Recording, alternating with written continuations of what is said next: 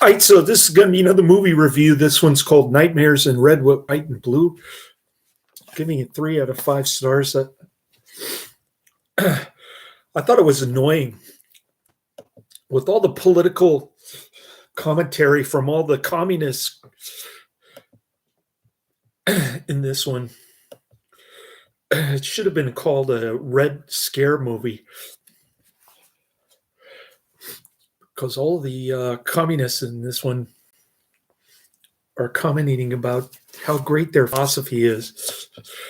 Let's see what the movie poster says. Nightmares in Red, White, and Blue. The evolution of the American horror film. And there's some comments from Fangoria and ClassicHorror.com. If they had just turned off the commentary and shown the movies clips, I would have been happy. Anyways, Nightmares in Red, White, and Blue. The evolution of the American horror film is a 2009 U.S. documentary film directed by Andrew Monument, who's got to be a communist, based on the 2004 book of the same name by Joseph Madry. The film examines the appeal of the horror film genre to audiences and how the genre has continually evolved to reflect changing societal fears in the United States during the 20th and 21st centuries.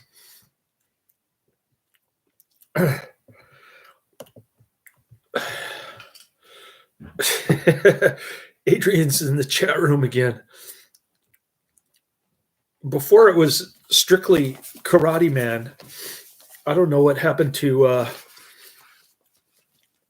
the spam bot character. Now it's strictly Adrian in the chat room. Nightmares in Red, White, and Blue features interviews with such subjects as Larry Cohen, Joe Dante, John Carpenter, Darren Lynn Bousman, Mick Garris, Tom McLoughlin, and George A. Romero, and it's narrated by Lance Henriksen.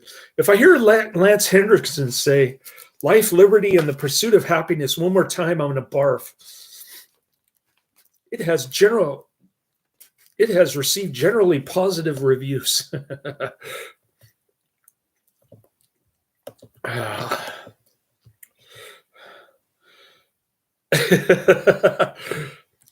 Adrian says, "I'm not a spam bot, but I hate everyone equally." Okay, so you're not racist or homophobic. You hate everyone equally.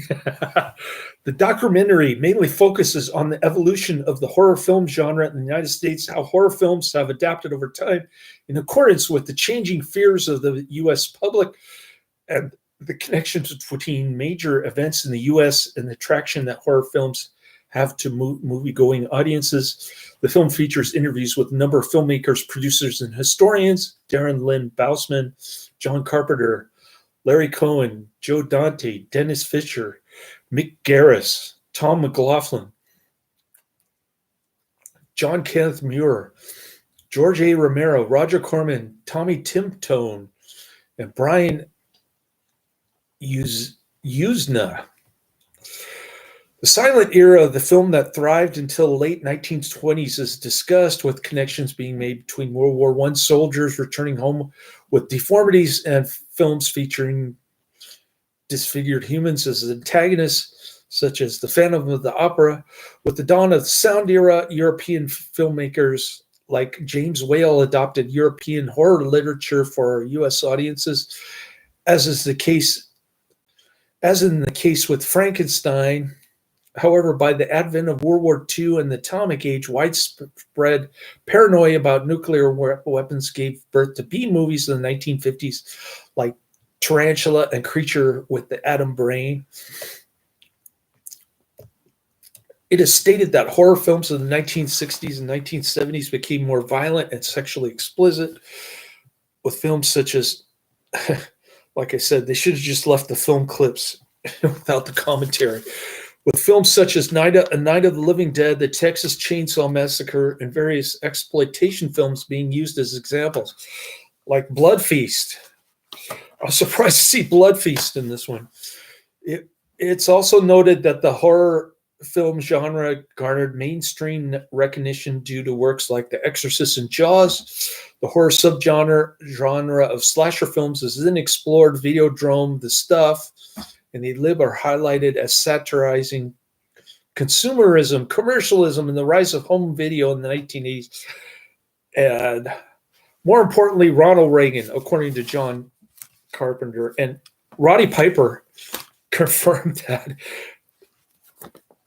John Carpenter made that They Live because he hated Ronald Reagan, but it ended up becoming like almost like a libertarian film because John Carpenter was so inept about his own political ideas that he turned it into a libertarian film.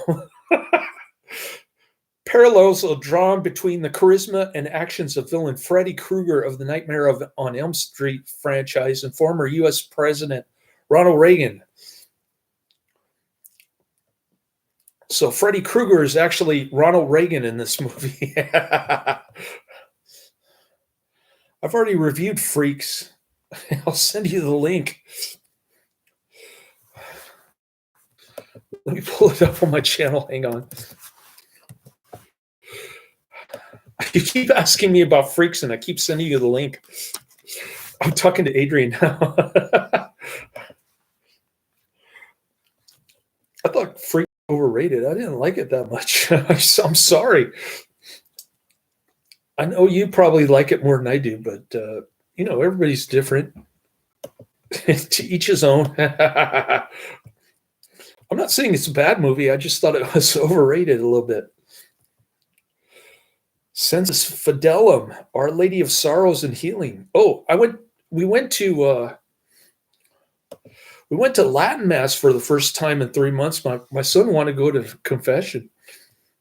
So I think the priest was impressed because he said, "God bless you," when we were exiting.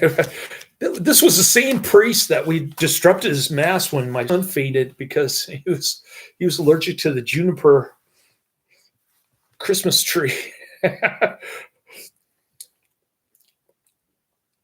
Oh man, crazy times.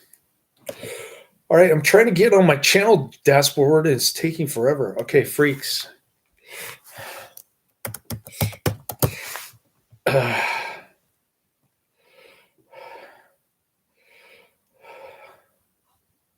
Here we go.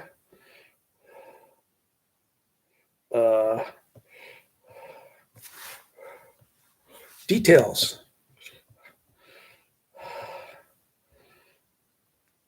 Show me details.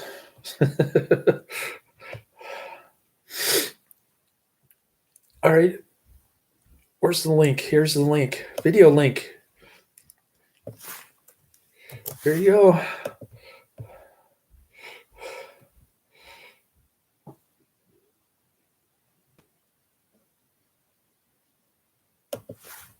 A Nightmare on Elm Street. I'm going to have to add that to my Netflix queue.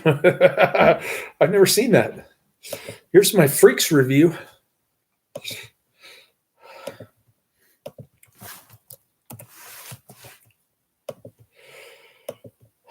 All right. Films featuring serial killers like Henry Portrait of a Serial Killer, The Silence of the Lambs 7,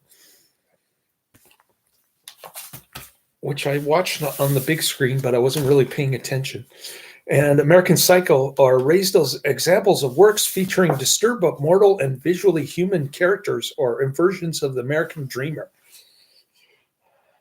Life, Liberty, and the Pursuit of Happiness.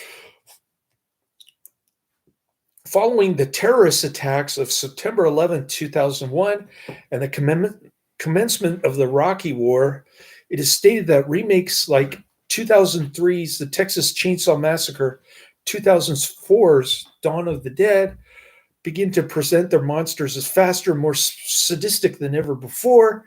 The documentary concludes by restating the premise that U.S. horror films reflect the fears of the American public, and adapt as history continues to be made. I think these people are reading too much into the tea leaves. Either that or they got a heightened sense of hyping up their own political beliefs in order to promote their horror movies.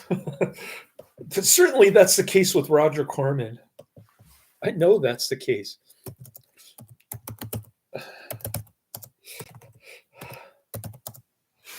Nightmare on Elm Street, 1984. All right, I'm going to remove a David DaCosta. And then I'll add Nightmare on Elm Street. On review aggregator website Rotten Tomatoes, the film has an approval rating of 100% based on 6 reviews with average score of 7.8 out of 10. I think it gets a similar score on IMDb. Dennis Harvey of Variety called the film a comprehensive, if uncritical, overview of the U.S. horror genre, and notes that while the focus is primarily on well-known titles and directors, the pick does take time to spotlight a few lesser-known gems, such as Bob Clark's Death Dream, which was an Adrian mention, and David Cronenberg's marvelous feature debut, Shivers, another great flick. International horror, however, is just briefly touched on. Yeah, no kidding. What about Dario Argento, Mario Bava? No mention of them because they didn't insert politics into U.S. Current events. They didn't insert U.S. current events into their films, obviously, because they're from Italy. In 2019, Chris Koffel of Film School Rejects ranked Nightmares in Red, White, and Blue number 8 on his list of 10 best horror docs every horror fan should watch, writing, "It does a wonderful job providing a high-level overview of U.S. histories with the genre." Megan Navarro of Bloody Disgusting later wrote of the film that for an introductory social and history lesson on horror's evolution, constructed in a highly entertaining manner and chock full of nostalgia, it's well-rounded doc worth watching. I don't agree.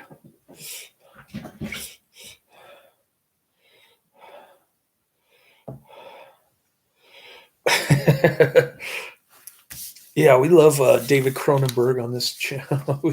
We love foreign directors. David Cronenberg is the only foreign director on this one. And I guess Canada is close enough to the U.S. for it to be part of U.S. history in this documentary.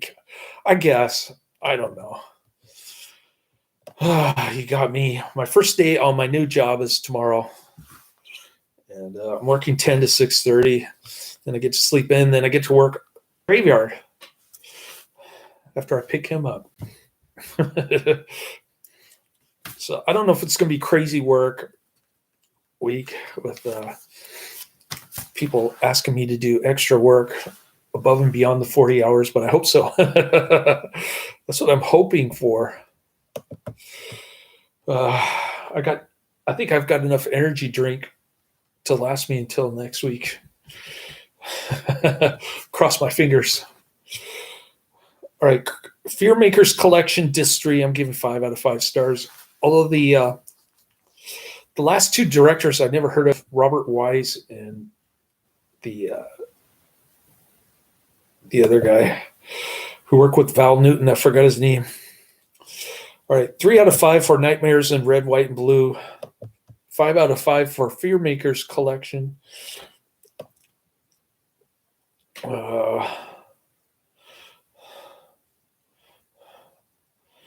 Next week, I've got Creature, 1985, Crimes in the Dark House, and The Hooded Terror, double feature from 1938, and The Testament of Dr. Mabuse from 1933.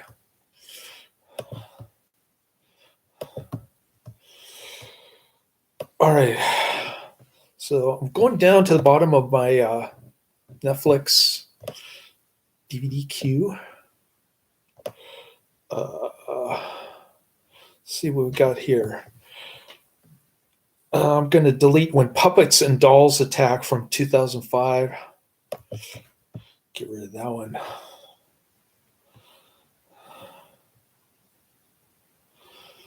And then I'm going to add A Nightmare on Elm Street. Freddy Krueger is really Ronald Reagan. Did you know that?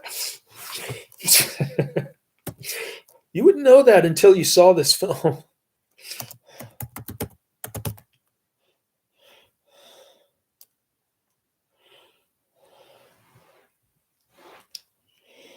Come on. I'm typing and nothing's coming up. A Nightmare on Elm Street.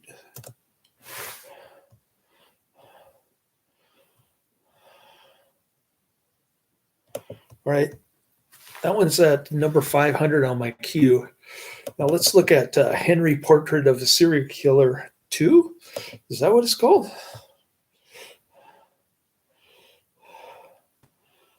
I'm not too crazy about Peter Weir. Turkey Shoot? All right.